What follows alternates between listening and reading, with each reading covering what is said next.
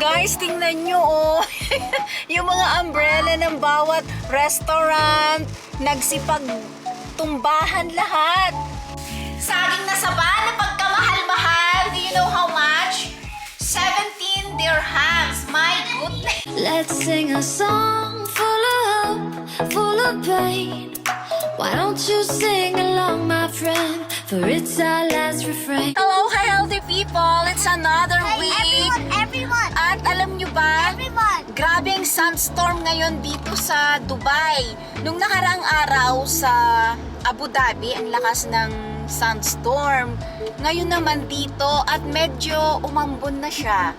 So ipapakita ko sa inyo ha. Grabe, as in nakakaloka.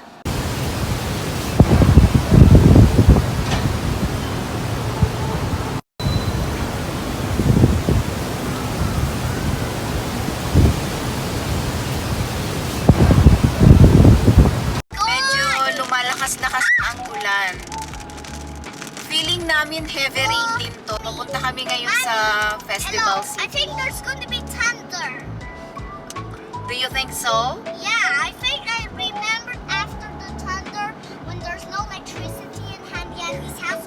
Oh. Wow! Smash the tree! It Ano ba smashed yan? The tree.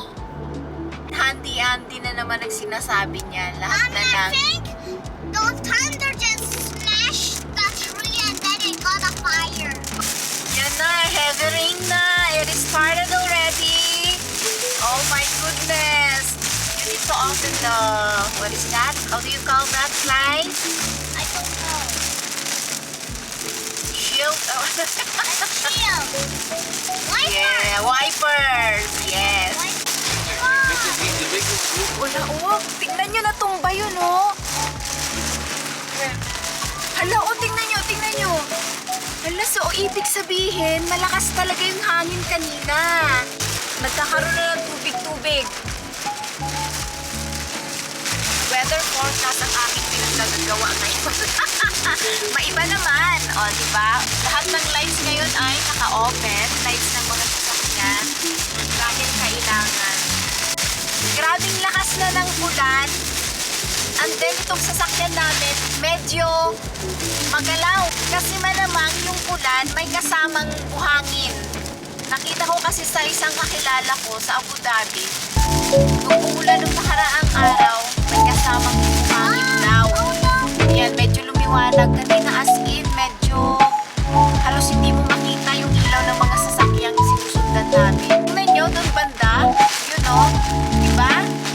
As in, hindi mo na makita yung ibang mga business dyan, no? Wala daw kami madaanan pabalik. Wala na, hindi na namin nalabusan kami dito, son. Hala, ayun, nakakatakot. Tingnan nyo, yero, oh. Lumipad. Hindi na kami makarating sa Mall of the Emirates. Dito na lang kami sa Dubai Hills Mall, mas malapit. At lakas ng hangin kanina. Kasi nauna ang heavy sandstorm. And then after that, ito na nga, umulan. Guys, tingnan nyo, oh. Yung mga umbrella ng bawat restaurant, nagsipagtumbahan lahat. Idadala na naman sana namin siya rito, kaya lang naka-close dahil nasa ulan, nagkaroon ng leak. Tumutulo, kaya yun. Later, okay? I want Later. Where?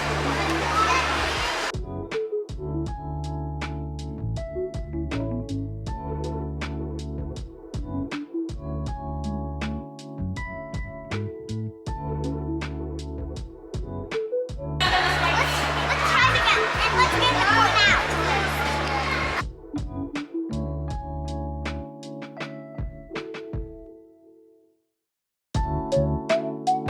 Welcome to the Wicked Club.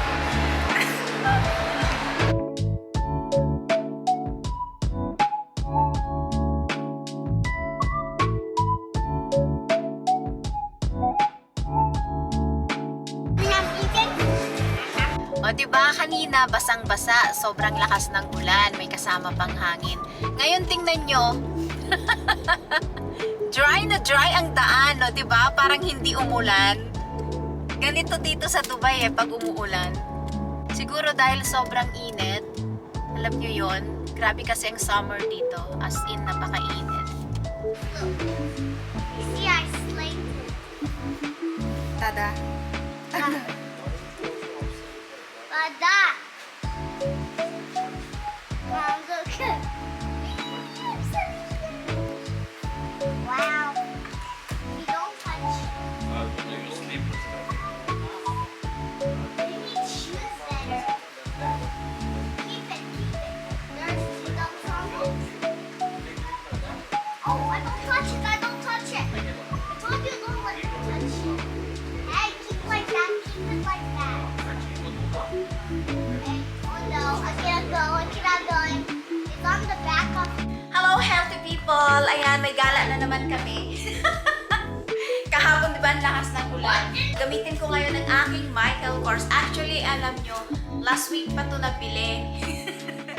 Kasi sira na yung bag kong isa, yung puti. Kailangan ko kasi laging black and ganito. Gusto ko mga neutral para madali sa akin na i-match sa mga damit. So yan, binili ng asawa ko. Alam nyo, mas mura talaga ang Michael Kors. Tapos ang tibay. Pero next time, pag may magustuhan ako, try ko rin yung Coach and Kate Spade. Kung may pambili, go tayo. Pero kung wala tayong pambili, diwag. Alam nyo ba na last na binili sa akin ng asawa ko ito, regalo niya, Michael Kors din. Di ba lagi ito lang nakikita niya? Noong 2017 pa to. So, can you imagine that? 2017, tapos ngayon na lang ulit ako nabili. Hello, healthy people! Ito, kararating lang namin galing ng Dubai Festival City. Don't show your briefing. Mag-expose na naman. Hello, healthy people! Oh, okay, go there, go back. I have a briefing. Oh, don't show. Grocery kami. Kasi actually, ang grocery namin, Saturday na lang para kung Sunday relax kami. So, maaga kaming umalis kanina. Magkano rin yung naano namin? Nagastos na naman. Oh, 350. Medyo konti lang. Medyo mababa. 350 yung aming nabili. Last time nasa 500. Ganon. Pero alam nyo, nagsipagmahal na kasi dito sa Dubai. Beef. Oh, hindi pala. Parang salami. Of course, ang white cheese ni Habi. Actually, ang white cheese, pwede rin sa akin yan. Diba yung sakit ko, spondyloarthritis. Isa yan dapat sa mga kinakain ko. At then yogurt. Yogurt hindi ako nakabili. Beef niya. Yan. Para kay Habi lahat. Kasi ako, nasanay na yung katawan ko na once a day lang kumain. 1 meal a day, gano'n. Intermittent fasting and then 1 meal a day na rin yun. Ayaw kong kumain na ng madami, which is maganda naman sa katawan. Feeling ko maganda yung resulta sa katawan ko. Alam niyo ba, magto 2 months na akong hindi naka-injection. Di ba yung bagong injection ko na biologic is every 15 days. So, hindi pa ulit ako nakabili ng gamot. So far, hindi pa ako nakakaramdam. Pero sabi ko sa asawa ko, kailangan nang bumili ulit. Dahil baka mamaya biglang yung flare up na sinasabi pag bigla mong itinigil.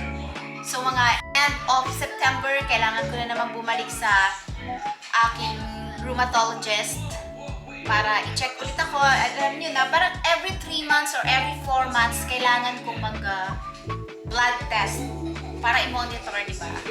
Yung inflammation ko. Ayan, syempre, 2 weeks na akong hindi nakakapag-walking. Kailangan yun. Nag-stop na ulit ako sa pag-exercise. Grapes. Mga, pare kay bulinggit. Tago ko muna. Baka makita niya, nakakain na siya ng isa. Yan. And then tomato. Diba? Yung mga mini, ano bang tawag dito sa maliliit na tomato na ito? Yan. Pang salad, habi. One more pineapple. Naka-promo, ang daming promo ngayon sa grocery, sa Carrefour. Hindi ko lang na-video, baka pagalitan ako. Yan. 5 dirhams lang, so bumili na ako ng 2. And then, saging na saba na pagkamahal-mahal. Do you know how much? 17 dirhams. My goodness! Magkanong 17 dirhams? 9 nasa 200 pesos na. Kasi ang palitan ngayon, 1 dirhams is 15 pesos. My gosh, samantalang sa Pilipinas, mga 30 pesos, parang ilang piraso na, di ba? Ito, 5 piso isa, parang ganun. Grabe. Okay lang, basta para sa akin. Prutas, lagi kaming may prutas. At yung asawa ko, ayaw niya rin talaga ng kanin. Yan. Okay, fruits in English, prutas in Tagalog, you know na. And of course, orange, naka-promo, 9 dirhams lang siya. Kaya bumili na kami. So, kailangan niya ng anak ko. Yung anak ko, hindi ko masyadong pinapakain ng kanin. Pero at least lugaw and then fried rice, once a day, okay na yun sa kanya. Hindi naman tayo mamamatay kung hindi tayo kumakain ng kanin lagi eh. Kasi ito ang napatunayan ko at sabi din ng ibang doktor, ang pinanggagalingan ng sakit natin ay dalawa lang. It's either genetics or hereditary at yung mga in-intake nating mga pagkain, mga kinakain natin or mga vices natin. Yun lang pinanggagalingan doon. Pero kung hindi tayo masyado at ini-make sure natin na healthy naman yung kinakain natin, walang ganun. Kahit na nasa lahi natin, pwedeng hindi lumala. Pwedeng mangyaring hindi natin manahin. Basta alam na natin kung nasa edad na ganito, dapat diet na. Maniwala kayo sa akin. Walang nagkaka-ulcer kahit na nagwa 1 meal a day. Napanood ko na yun sa mga doktor, lalo na kay Dr. Ong. Hindi totoo yung kapag hindi kumain lagi magkaka-ulcer. Kung mayroon ka ng sakit na, basta yun na yun. Check mo na lang. And then, green apple. And, of course, sayote. Masarap tulad yan ng actually karning baboy, masarap. Or sardinas, okay din. Pero masyado na akong naduduwal na puro na lang chicken. Yung hinahalo ko sa gulay ko, naduduwal na ako. Parang minsan kailangan ko na rin ng iba. Kaya meron pa rin akong isda dyan. Sa sayote, maganda may halo to. It's either karne or sardinas, masarap. Kunti lang mga pinamili namin.